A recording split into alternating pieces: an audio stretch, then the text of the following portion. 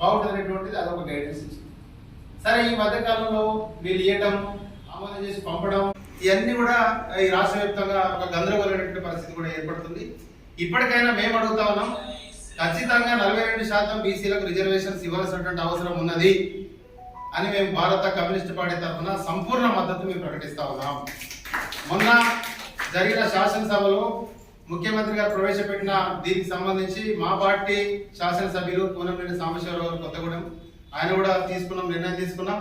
మేము కూడా మొన్న రాష్ట్ర వ్యాప్తంగా కూడా ఒక సమావేశం కూడా ఏర్పాటు చేశాం. బీసీలకు కమ్యూనిస్ట్ పార్టీ కట్టుబడి ఉంది, 42% ఇవ్వాల్సినటువంటి అవసరం ఉందని చెప్పి కూడా మేము కూడా చెప్తా ఉన్నాం.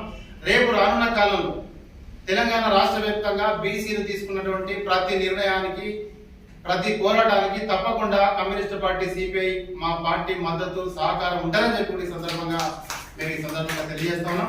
ఏదేమైనప్పటికీ దీని మీద పోరాటం చేయాల్సినటువంటి అవసరం ఉంది. మరి రాబోయే కాలంలో ఇప్పటికే దాదాపుగా గ్రామ స్వపరిపాలన కుంటుపడుతున్నటువంటి పరిస్థితి ఉంది. ఎలక్షన్స్ జరగబోతే వాళ్ళ అధికారులే ఇవాళ వాళ్ళ కూడా పాలన కొనసాగించేటువంటి పరిస్థితి కూడా వస్తుంది. కాబట్టి ఖచ్చితంగా కేంద్ర ప్రభుత్వం దీని మీద నిర్ణయం తీసుకోవాల్సిన అవసరం ఉంది. దానికి రాష్ట్ర ప్రభుత్వం కూడా సహకరించి కేంద్ర రాష్ట్ర ప్రభుత్వాలు మరి వాళ్ళు ఆడుతున్నటువంటి నాటకం అని చెప్పి ఈ సందర్భంగా నేను ఇంకొక మాట కూడా మాట్లాడుతా ఉన్నా. ఇవాళ ఏదైతే 4% ఉన్నటువంటి రిజర్వేషన్స్ ఉన్నటువంటి వాళ్ళు ఇవాళ 20%, 60%, 70%, 90% ఉన్నటువంటి బీసీల మీద ఆధిపత్యం చెలాయిస్తున్నటువంటి పరిస్థితి ఇవాళ ఈ దేశంలో, ఈ రాష్ట్రంలో కొనసాగుతా ఉన్నది. మరి వాళ్ళ అధికారంలోకి రావడానికి మాత్రం బీసీలు, ఎస్సీలు, ఎస్టీల ఓట్లు అవసరం. కానీ వాళ్ళ బీసీలకు రిజర్వేషన్ 42% రిజర్వేషన్ ఇవ్వాలంటే మరి ఎందుకు వీళ్ళు సహకరించడం లేదు ఒకసారి ఆలోచన చేయాల్సిన అవసరం ఉంది.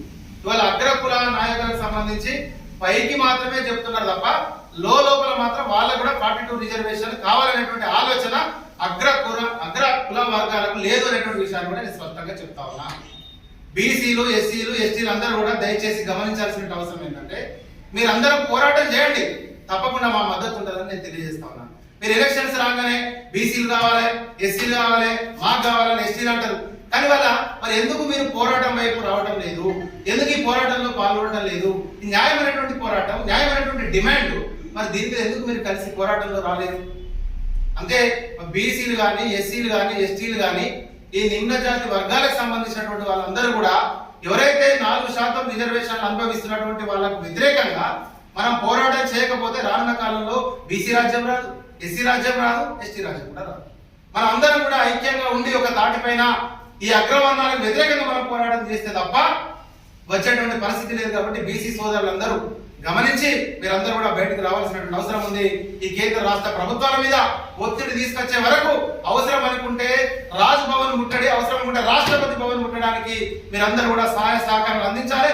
తప్పకుండా మా వంతు సహకారం, మా పార్టీ వంతు సహకారం ఉంటుందనే విషయాన్ని కూడా ఈ సందర్భంగా తెలియజేస్తూ రేపు జరిగే తెలంగాణ రాష్ట్ర వ్యాప్తంగా బంద్కు సంబంధించి 18వ తారీఖు రోజున జరిగే బంద్కు సిపిఐగా మద్దతు ఉంటుందని చెప్పి ఈ సందర్భంగా నేను తెలియజేస్తాం.